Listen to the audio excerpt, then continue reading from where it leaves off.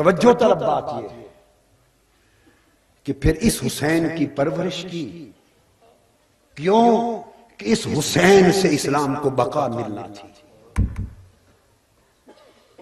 حسین سے غیر معمولی محبت کی، حسین کو پیار دیا۔ صحابہ کہتے ہیں کہ خدا کی قسم ہم نے اپنی آنکھوں سے دیکھا کہ حضور لیٹے تھے، حسین کے ہاتھوں کو آقا نے پکڑا ہوا تھا اور فرماتے تھے حسین میرے سینے پہ دوڑ۔ حسین مصطفیٰ کے سینے پہ دوڑتے تھے۔ پھر حضور نے زبان نکالی، زبان پاک، اور حسین کو فرمایا منہ کھول۔ میرے مصطفیٰ نے اپنی زبان اقدس حسین کے منہ میں ڈال لی، حسین چوسنے لگ گیا۔ یہ کیا تھا؟ یہ کربلا کا پیش منظر تھا، یہ کربلا کا پیش منظر تھا کہ حسین جب تیری پیاس کا وقت آئے گا اس وقت پانی تو نہیں ملے گا، میری زبان کا چشمہ کام آئے گا۔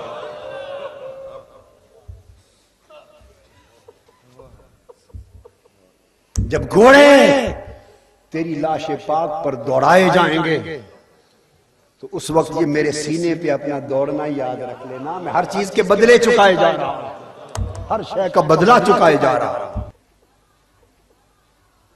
جب تیرا سر نیزے پہ سوار کیا جائے گا تو میرے کندھوں کی سواری یاد کر لینا، میں ہر آنے والے وقت کا بدلہ دیے جا رہا ہوں۔ حسین حدیث پاک میں ہے، نام بھی وہ رکھے، جب شہزادے پیدا ہوئے تو حسن اور حسین نام رکھا۔ حدیث پاک میں ہے، اور امام ابن حجر مکی السوائق المحرقہ میں بیان کرتے ہیں کہ دو نام یاد رکھ لیں۔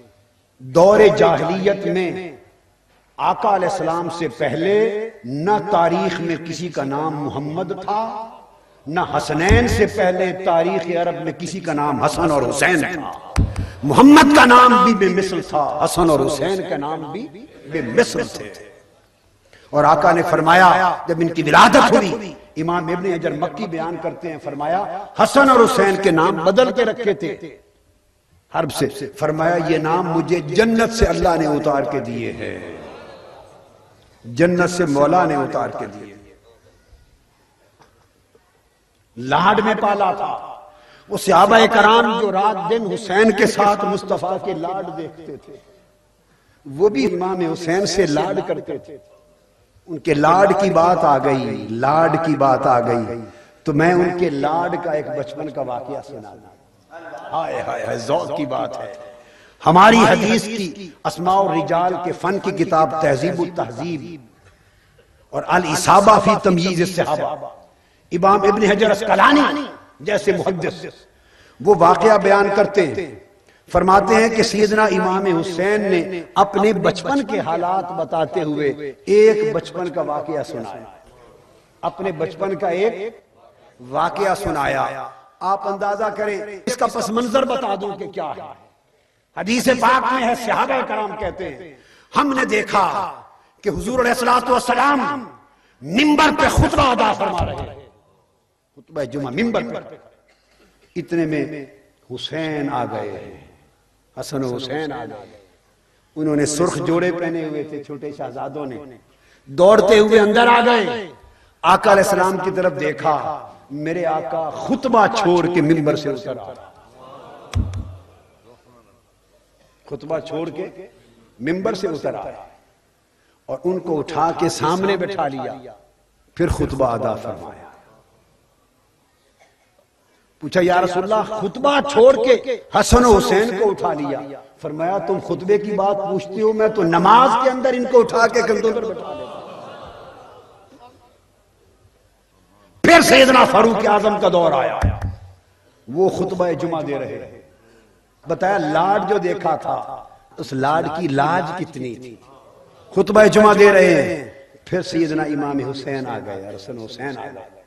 سیدنا فاروق اعظم کے خطبہ جمعہ کے دوران جب سامنے آ گئے، یہ حدیث دوسری سنا رہا، سامنے آئے تو انہیں دیکھ کر سیدنا فاروق اعظم نے خطبہ چھوڑ دیا اور منبر نبوی سے نیچے آ گئے، اٹھا کے سامنے بٹھایا، پھر خطبہ کہا۔ کسی نے پوچھا ان شہزادوں کے لیے آپ نے خطبہ چھوڑ دیا؟ فرمایا خدا کی قسم میں نے یہ عمل مصطفیٰ کا دیکھا۔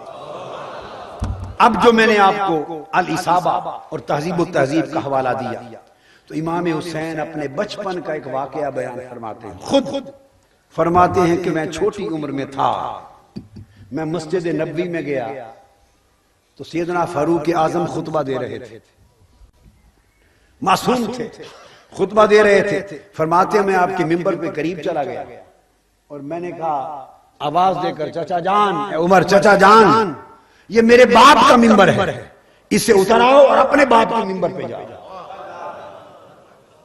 قربان جائیں شہزادے، لاڈ دیکھیں، میرے بابا کا ممبر ہے، چھوٹے معصوم بچے اپنے بابا کے ممبر پہ پڑھو۔ سیدنا فاروق اعظم نے خطبہ چھوڑ کے اٹھا لیا اور اٹھا کے فرمایا شہزادہ حسین میرے باپ کا کوئی ممبر نہ تھا، ممبر تو تیرے ہی بابا کا۔ فرمایا انزل عن ممبر ابی واذهب الى ممبر ابیک، فقال عمر لم یکن لابی ممبر واللہ لا ممبر، ممبر تو آپ کے بابا کا، میرے باپ کا کوئی ممبر نہ تھا۔ یہ سنا رہے ہیں بچپن کی باتیں، اس لاڈ میں حسین کو پالا گیا۔